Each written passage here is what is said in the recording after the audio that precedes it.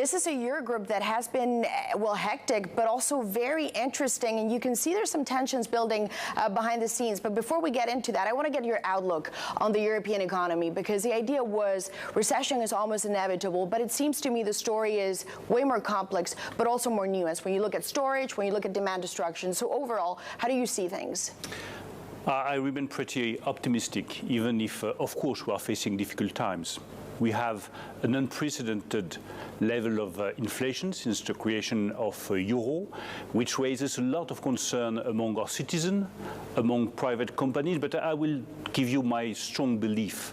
If we remain united, all the 27 member states, we will overcome those difficulties by mid-2023, I would say. The key point is to stand united. And that's why I really think that there is a need for a global action plan at the European level against inflation.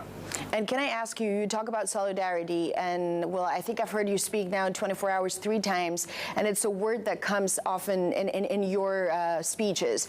When you say solidarity, when you say unity, is that a message to Germany? And what does a level playing field mean when you have 200 billion euros to spend? It's a global message to all the member states. And, you know, solidarity is part of this European action plan that we are proposing against inflation. The first point is energy efficiency. We need more energy efficiency, which means that we need to reduce our energy consumption. And I really think that we must do better as far as the reduction of energy consumption is concerned. The second point, as you just said, is solidarity. I think that we could think about a proposal like the SURE mechanism that proved to be very efficient during the COVID crisis.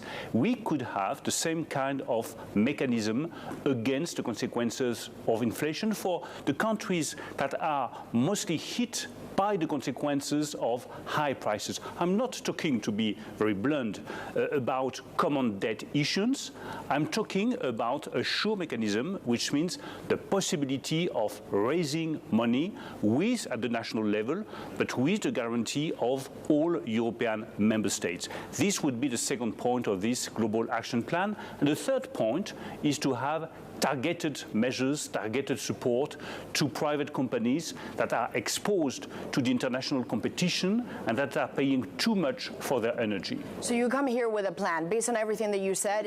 Essentially, there's a global French plan we have been discussing with the French president based on solidarity, a kind of SURE mechanism, targeted support to the private companies that are facing these high prices and that cannot support this, cannot face these very high energy prices, and of course the necessity of reducing our energy consumption.